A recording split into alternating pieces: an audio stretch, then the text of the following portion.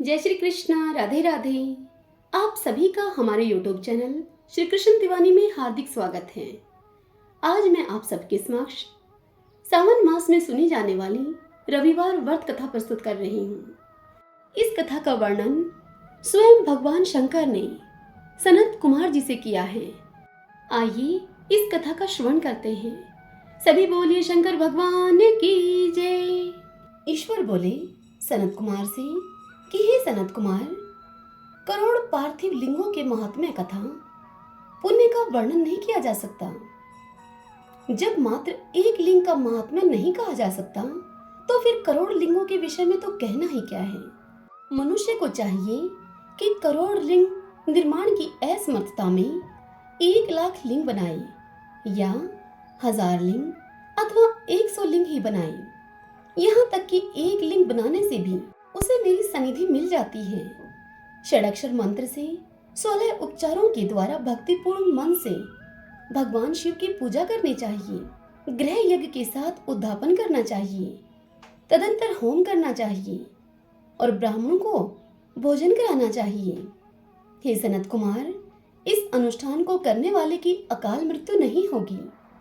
यह व्रत बांझपन को दूर करने वाला, सभी विपत्तियों का नाश करने वाला और सभी संपत्तियों की वृद्धि करने वाला है। मृत्यु के पश्चात वह मनुष्य कलप पर्यंत मेरे समीप कैलाश में वास करता है।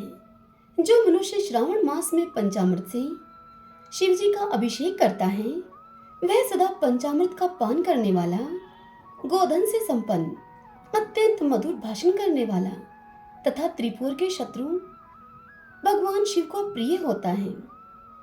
जो इस मास में अनुदन व्रत करने वाला तथा हविष्यान ग्रहण करने वाला होता है, वह विरही आदि सभी प्रकार के दानों का अक्षय निधि स्वरूप हो जाता है। पत्तल पर भोजन करने वाला श्रेष्ठ मनुष्य स्वर्ण पात्र में भोजन करने वाला तथा शाक को त्याग करने से शाक कर्ता हो जाता है। हे सनत कुमार, श्रावण मास में केवल भूमि पर सोने वाला कैलाश में निवास प्राप्त करता है और इस मास में एक भी दिन प्रातः स्नान करने से मनुष्य को 1 वर्ष स्नान करने के फल का भागी कहा गया है। इस मास में जितेंद्रिय होने से मनुष्य को इंद्रिय बल प्राप्त होता है। इस मास में सैफ्टिक, पाषाण, मृत्तिका, मरकतमणि, पीठी, धातु, चंदन, नवनीत आदि से निर्मित अथवा अन्य किसी भी शिवलिंग में, साथ ही किसी स्वयं आविर्भूत या फिर स्वयं आविर्भूत न हुए लिंग में श्रेष्ठ पूजा करने वाला मनुष्य सैकड़ों ब्रह्म हत्या को भस्म कर डालता है। किसी तीर्थ क्षेत्र में सूर्य ग्रहण या चंद्र ग्रहण के अवसर पर 1,00,000 जप से जो सिद्धि होती है, वह इस मास में एक बार के जप से ही हो जाती है।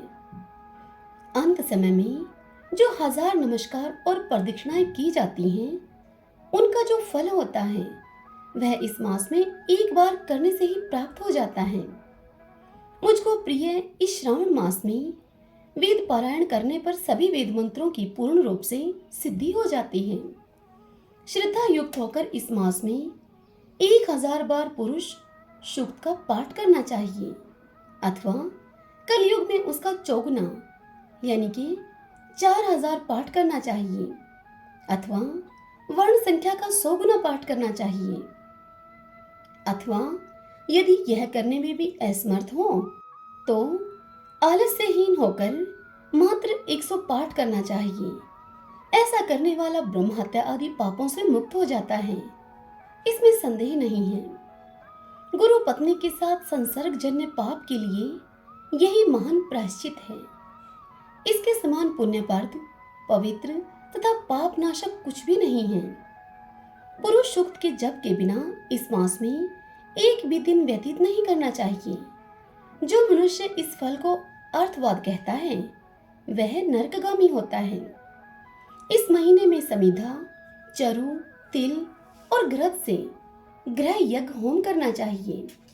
शिव के रूपों का भली भांति ध्यान आदि करके धूप, गंध, पुष्प, नैवेद्य इन उपचारों से पूजन करना चाहिए और अपने सामर्थ्य के अनुसार कोटि होम, लक्ष्य होम अथवा 10 सहस्त्र होम करना चाहिए। ब्याह आरतियों यानी कि ओम भूः, ओम भुवः, ओम स्वः, इनके 7 तिलों के द्वारा भी यह ग्रह यज्ञ नामक होम किया जाता है। हे सनत कुमार, इसके बाद अब मैं वारों के व्रतों का तुमसे वर्णन करूंगा, ध्यान पूर्वक सुनिए। हे अनग, उनमें सर्वप्रथम मैं आपको रविवार का व्रत बताऊंगा। इस संबंध में लोग एक प्राचीन इतिहास को कहते हैं। प्रतिष्ठानपुर में सुकर्मा नामक एक द्विज था। वह दरिद्र, कर्पण तथा भिक्षावर्ती में लगा रहा करता था। उस ब्राह्मण की पुत्री थी। एक बार वह धन्य मांगने के लिए घूमते घूमते नगर में गया। उसने किसी गृहस्थ के घर में मिलकर रविवार का उत्तम व्रत करती हुई स्त्रियों को देखा।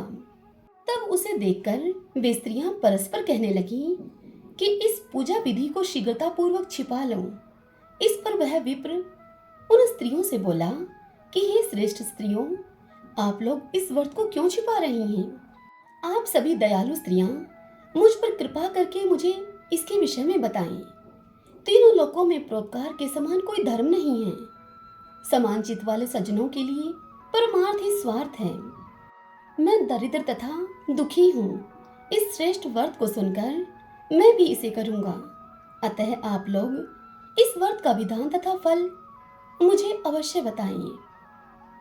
यह सुनकर वह स्त्रियां बोली कि हे द्विज, इस व्रत के करने में आप उन्माद तथा प्रमाद करेंगे, अथवा इसे भूल जाएंगे, अथवा इसके प्रति अभक्ति या अनास्था रखने लगेंगे।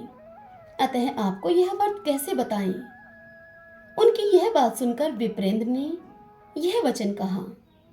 वह बोला, हे उत्तम व्रत वाली साध्वियों, मैं ज्ञानवान तथा भक्ति संपन्न हूँ।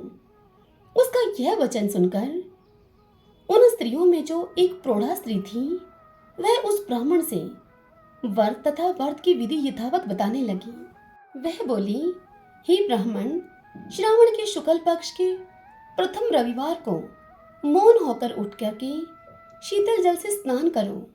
तदंतर अपना नित्य कर्म संपन्न करके पान के एक शुभ दल पर रक्त चंदन से सूर्य के समान पूर्ण गोलाकार 12 परिधियों वाला सुंदर मंडल बनाओ और उस मंडल में रक्त चंदन से संज्ञा सहित सूर्य का पूजन करें।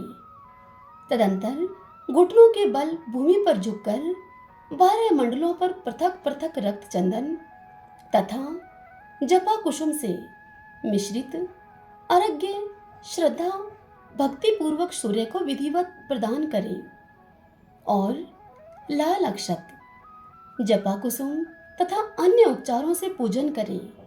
तदंतर खंड शर्करा यानी के मिश्री से युक्त नारिकेल के बीज का नैवेद्य अर्पित करके आदित्य मंत्रों से सूर्य की स्तुति करें और श्रेष्ठ 12 मंत्रों से 12 नमस्कार तथा प्रदक्षिणाएं करें।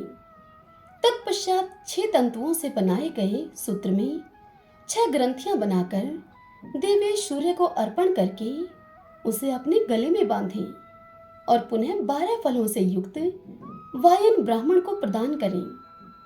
इस व्रत की विधि को किसी के समक्ष नहीं सुनाना चाहिए। हे विप्र, इस विधि से व्रत के किए जाने पर धनहीन व्यक्ति धन प्राप्त करता है, पुत्रहीन पुत्र प्राप्त करता है, कोढ़ी मनुष्य कोढ़ से मुक्त हो जाता है, बंधन में पड़ा हुआ बंधन से छूट जाता है और रोगी वह रोग से रहित हो जाता है। हे विप्रेंद्र, अधिक कहने से क्या प्रयोजन? वह साधक जिस जिस अभिष्ट की कामना करता है, इस व्रत के प्रभाव से उसे वह प्राप्त कर लेता है। इस प्रकार श्रावण के 4 रविवारों और कभी कभी 5 रविवारों में इस व्रत को करना चाहिए। तदंतर व्रत की संपूर्णता के लिए उद्यापन करना चाहिए। हे विप्रेंद्र, आप भी इसी प्रकार से करें। इससे आपकी सभी कामनाओं की सिद्धि हो जाएगी। तत्पश्चात उन पतिव्रताओं को नमस्कार करके वह ब्राह्मण अपने घर को आ गया। उसने जैसा उन स्त्रियों से सुना था, उसी विधि के अनुसार उस संपूर्ण व्रत को किया और अपनी दोनों पुत्रियों को भी वह विधि उसने सुनाई। उस व्रत के सुनने मात्र से, शिव जी के दर्शन से तथा उनके पूजन के प्रभाव से वे कन्याएं दिव्यांगनाओं के सदृश हो गईं। उसी समय से उस ब्राह्मण के घर में लक्ष्मी ने प्रवेश किया और वह अनेक उपायों तथा निमित्तों से धनवान हो गया। किसी दिन उस नगर के राजा ने ब्राह्मण के घर से होकर राजमार्ग से जाते समय खिड़की में खड़ी उन दोनों सुंदर तथा अनुपमेय कन्याओं को देख लिया। तीनों लोकों में कमल, चंद्रमा आदि जो भी सुंदर वस्तुएं हैं, उन्हें वे दोनों कन्याएं अपने शरीर के अवयवों से तिरस्कृत कर रही थीं।